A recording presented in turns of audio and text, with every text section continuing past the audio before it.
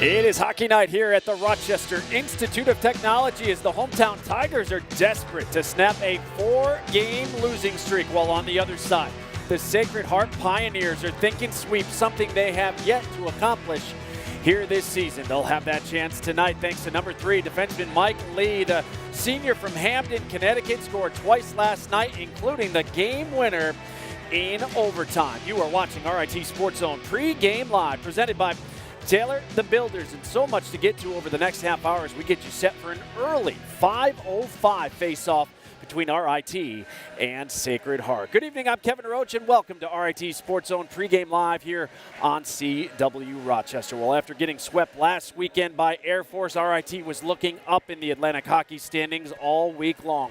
Entering last night's matchup with Sacred Heart, the Tigers had only accumulated 9 points so far this season in the conference and were sitting near the basement of the standings in 8th place. Sacred Heart entered Friday night just 2 points behind RIT in 10th place. We picked things up in the first period. Kobe Walker feeding Ryan Kruper, and what an effort here by the junior to stay with it, and he gets rewarded. His first goal on the season, first in his last 26 games. It was 1-0 RIT, but the Pioneers would answer just over a minute later. On the rush, Stephen Ladden, the nice move and the nice feed to Marcel Godbout. His third on the year, knotted us at 1. Second period, Pioneers would grab the lead. Watch Mike Lee send it off the backboards. It gets behind Logan Drackett, and Drackett kicks it in. Take a look. Tough break for RIT as it goes off his left skate and in. It's Lee's second of the season. Sacred Heart led 2-1 after 2. Third period, Tigers roared back. Just 1:23 in, and Adam Brubaker, maybe the hardest shot on this team. He breaks so many sticks. Brew finds the back of the net here, his second on the year, to tie things at 2. Wayne Wilson shuffled up his lines in the third, and it re-energized his group. Tigers short-handed here, but they get a 2-on-1 the other way. Alden Dupuis leading the charge, and Dupuis going to keep it himself. He goes top shelf. RIT's 4th shorty on the season, tied for the most in the nation. RIT back in front 3-2 at that point. Then a minute later, RIT relentless pressure. Dupuis and company with another shorthanded opportunity, but Josh Benson of Sacred Heart denies Abakar Dukas. And then Dupuis going to get another chance at it, but he is blocked as well. Pioneers kept it a 1-goal game, and that was crucial. Under 9 minutes to play, Brubaker loses it in the corner, and Jason Cotton takes advantage. Unassisted, his 5th on the year to tie us at 3, and we would go to overtime. With 19 seconds left, the Tigers gave Valenzuela almost automatic on faceoffs. Not this time. He loses the draw. Sacred Heart ends up with it, and heading the other way on the rush, Logan Drackett, the initial stop with the rebound put off his back, and it goes in for the game winner. What a heartbreaker as they take another look here. Mike Lee credited for his second of the night. They'd review the play, but it would stand a devastating 4-3 overtime loss for the Tigers. I mean, it's very upsetting, especially when we come back like that. But, I mean, that's ultimately on the team, the whole game. I mean, there's lots of goals that we could have prevented, and, there's penalties that we couldn't have taken, but it comes down to just us needing to play better. It was an opportunity for us to, at least come out with a point, but obviously we were trying for the 2, and they got that rush and that unfortunate bounce, and yeah, it's tough, but we got tomorrow's game, and we're all excited to come back and make a push and show them what we got tomorrow. Yeah, it's definitely a must-win. I mean, we want to be going into the Christmas break with some wins under our belt, because we know that if we don't win tomorrow, we're going to be dropping the standings even further, and that's unacceptable for us because we know the kind of team that we can be. We know we belong at the top of the league, and but if we don't go and prove it every night, then it means nothing. So. Yeah, so a look inside the numbers reveals Sacred Heart outshot RIT 38-33. The Pioneers took just 2 penalties on the night, which RIT was unable to capitalize on, as they are now 0 for their last 21 power plays. Sacred Heart 1 for 5 with the man advantage, and they did give up a shorthanded goal, as you saw in the highlights for RIT. It's their 4th shorty of the season. As I mentioned, it is tied for the most in Division I. Well, not a lot of time for the Tigers to get over a stinging loss like that with the earlier start time here tonight, but they have to find a way to secure at least 2 points here this weekend. With a preview of tonight's matchup, our John DeTulio standing by now with RIT head coach Wayne Wilson. Johnny? All right, thank you, Kevin. Boy, the last night's game has to sting. How much does it sting when you think back on how you lost that game last night, Wayne? Yeah, that was a tough one. It was a tough one with the time on the clock. 14 seconds, a face-off in their end, something that we think we might have a face-off play that we might be able to go to. They win the draw, they're down in our end. And just the way the puck went in, off of 2 different sticks, off a crossbar, the back of your goalie and into the net. So it stung, and that's the big test for tonight, is getting over, putting that one aside, and moving forward tonight and trying to get 2 points here tonight to even up the series. So we got our hands full. I know you're going to have to get your star players going. Eric Brown, Gabe Valenzuela, no shots last night. How do you get them going tonight? Yeah, they've just got to keep working through it. I mean, they've been hard luck. I mean, no shots is really unusual for them, so hopefully that's kind of rock bottom for both of them. But, you know, they've actually played quite well, have had some opportunities over the last 4 or 5 games, but then now they've got to bury just for their own psyche right now, but they've just got to work through it on their own. You tinkered last night with the lines. You're doing it tonight. What are you hoping to achieve with that? Well, you know, we weren't really scoring many goals. The last night was 3, should have been enough to win the game, but I just think that it wasn't working, so we've got to, you know, liven some things up, give a different look, see if there's any chemistry with this. We still may tinker with the lines as the game goes along as well, but I think just to sit there and hope that a couple guys break out of slumps is wishful thinking. I think we've got to be a little more proactive and move some things around and see if that gets things going. You only had 2 chances, but did you like what you saw from your power play last night? The power play last night was the first time that I didn't think it was really going. I thought that we had 2 opportunities. Sometimes the first one's just to find the tempo, particularly when you're entering a new series on the weekend, see what the other team's doing. So last night, not real happy with the power play. The games before that, very happy with the power play, just not getting the results. So tonight, we'll have to see what happens here tonight, but I think we've got a little bit better feel for it, and we'll see what happens. Do you feel like this is a must-win for your team? I think it's a must-win for us mentally. I think after last night and the little stretch we're going through, we played so well up to the Northeastern and including the Northeastern game, even though we didn't get the win. Now we've got to get out of this as quick as possible. So you got to put the past aside and move forward here, and looking forward to the challenge of tonight. Again, another great Sacred Heart team, so looking forward to it, and we've got to plow through. All right, thanks so much, Wayne. Good luck tonight. That's head coach Wayne Wilson here with the RIT Tigers for a preview of Sacred Heart. Let's send it over to Kim Burnson. Burnsy? Johnny, thanks. Coach, your team, no stranger to overtime, playing in their 6th overtime game last night. It's got to be a good feeling as a coach knowing this team's going to fight to the very last second. Yeah, it's not easy going into these overtimes, but we finally broke through with a win last night, and I thought our guys showed a lot of resiliency. Last weekend, your team split their series with Robert Morris, winning Friday, losing Saturday. What do they have to do tonight to get a Saturday win? Well, tonight we have to do a much better job of slowing down RIT in the neutral zone. They really spread us out. They have great speed, so we're going to try to slow them down a little bit more tonight. They came out to a very fast start yesterday, RIT did. Are you expecting the same kind of start from the Tigers tonight? Oh, yeah, they're going to play with a lot of urgency, and we're going to have that same mindset as well. Coach, thank you so much for your time. We'll talk to you later. Gene, John? All right, Kim, thanks so much. We'll check back with you later in the show. Well, after getting off to their best start at the Division I level through 10 games, the Tigers have now lost 4 straight, 3 of which have been in conference and here on home ice. With the loss last night and an Air Force victory over Mercyhurst, Tigers now 9 points out of first place. AIC, Niagara, and Army are all tied for second. RIT currently clinging to the 8th spot, but is tied with Sacred Heart and Bentley. With a win tonight, the Pioneers would leapfrog the Tigers, dropping them to 9th. AIC, Army, Bentley, and Canisius all off this weekend. Robert Morris and Holy Cross are underway down in Pennsylvania in the first period, and they are scoreless. Later tonight, Air Force goes for their 10th conference win already this season against Mercyhurst, while Niagara will look to complete the sweep of Colgate in non-conference action just down the thruway. Well, still to come on the program, the RIT women's hockey team closed out the calendar year this afternoon against Boston University. Highlights and reaction are on the way. Plus, he took the coach's challenge to heart in the offseason, and now it's paying off on the ice. Our conversation with sophomore Jake Hamaker is coming up. But first, he's been a line mate of Jake Hamaker's for much of this season, and it's proved to be a productive pairing. Number 15, Sean Cameron, joins our Kim Burnson live next as we continue to get you ready for face-off at 5:05 between RIT and Sacred Heart. This is RIT Sports Zone Pre-Game Live.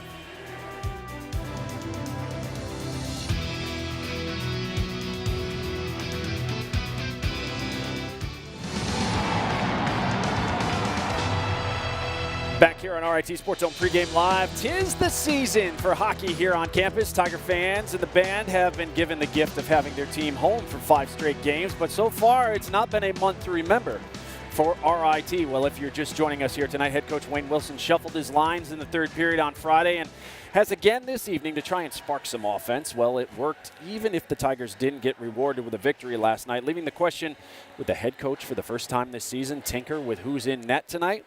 Well, the answer is no. For the 15th straight time this season, number 30, Logan Drackett will get the start in net. Drackett had some unfortunate bounces last night. He kicked one in and had the game winner go off his back. He's been steady for the most part all year long, but he needs to have a big showing here tonight. We'll see how he does. As for the Pioneers, they'll stick with the freshman, Josh Benson, in goal.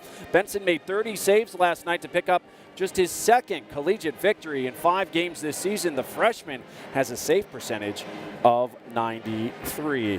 Well, it's a must-win game, as we've talked about, for the Tigers here tonight. And one of the guys who has the potential to provide a much-needed spark whenever he's on the ice is number 15, Sean Cameron. He's standing by live now with our Kim Burnson. Kimmy? Thanks, Kevin.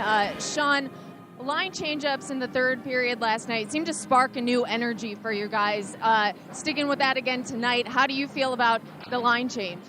I feel like it's going to help us. It wasn't working the way it was, so just hoping it's going to work tonight. Yesterday, it seemed like you guys kind of like felt flat at times. The energy was up and down. How do you try to gain that some consistency tonight with that? Yeah, it seems like this happened to us in the past couple games. We can't forget that we went 4-0 at home earlier this season, so we know we could be consistent. We just have to bring that back. And what do you plan to do differently to ensure that you get a Saturday win and not get swept by the Pioneers tonight? We just need to work harder. We just need to be on top of our game and not let them dictate what we do. We need to dictate that game. Sean, thank you so much. Good luck tonight. Kevin? All right, Kim, thanks so much. Well, the RIT women's hockey team has already won more games this season than last, but there's no question that the Tigers are still very much a work in progress under first-year head coach Chad Davis. Tigers closing out the calendar year on home ice against Boston University this afternoon. Story of the day, though, the Terriers power play. Just 56 seconds into the second period, Jessie Campier next her second goal of the series to put BU up by 2. Just over 7 minutes later, BU on the power play again. This time, Abby Cook scores for the Terriers. They're up 3. They would get 3 power play opportunities in the period. They'd score on all 3. Sammy Davis would get it there. BU completes the sweep of RIT with an 8-0 victory after scoring 6 power play goals. Following the game, we caught up with RIT head coach Chad Davis. Coach, thanks so much for joining us here tonight on Pregame Live. First off, a tough weekend for your team with back-to-back losses to BU. The Terriers going a stunning 6 for 9 on the power play today. They score 8 in 2 games. Have you ever seen anything like that before? And what do you say after the game? Do you just throw the tapes out?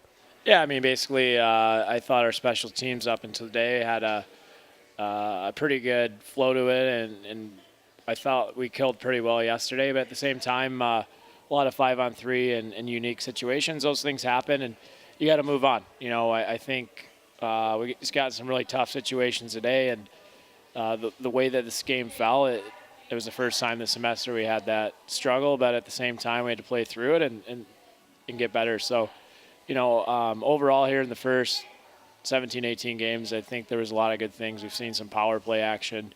We felt like we were getting a rhythm on that penalty kill. We still believe in it, and at the end of the day here, we just got to move forward. Yeah, Coach, I'm sure the last 5 months have been a bit of a whirlwind for you after taking over in August. Your team still enters the break with 5 wins. That's more than all of last season. How would you assess this group's progress so far? You know what? We like a lot of the characteristics they're bringing to the table. I mean, their work ethic. You even saw tonight. I mean, it was a tough scoreboard, but they kept pushing through, and that's what we want them to do. We brought the team together with a timeout in the last 10 minutes. So this isn't going to define our season. We got to push forward, stick together on this, and end of the day, we're going to regroup, get re-energized here for the second half, and we want to be the toughest team to play against in our conference come March. Yeah, we talked about expectations back in August and the need to keep them reasonable. Has that changed this year as the season has progressed? Yeah, I mean, you know what? We've kind of decided that we need to raise the bar and go for it. So our goal here is CHA championship in the playoffs and try to position ourselves the best throughout the regular season. But end of the day, to get better. So we've seen a lot of progress. We're starting to get some lines together. the confidence and just the mental toughness we spoke about when I took over the opportunity. We've seen some growth in that area. And obviously you can't evaluate one game. We're going to take that huge sample size of the 17 or 18 games and digest it, and then, work on some areas that we can get better in. Well, Coach, I know that you and your wife are expecting the birth of your third child any day now. We want to wish you and your family all the best. Happy holidays, and, of course, best of luck the rest of the season. Absolutely. Looking forward to the new edition, and it's been fantastic here. We wish everyone a great holiday and a safe one at that, and we're looking forward to the new year. Yeah, the women's program is off until the new year. They'll begin 2019 with a road trip to face Brown in the first weekend of January. Then they'll get back to conference play for the remainder of the season. Right here at home, the Tigers will hold Syracuse on January 11th and defending CHA champion Mercyhurst on the 18th and 19th. Get your tickets today, RITtickets.com. Well, still to come on the show, John and Jean will join us to explain what RIT needs to do to get a much-needed 2 points here tonight. This is RIT Sports Zone Pregame Live.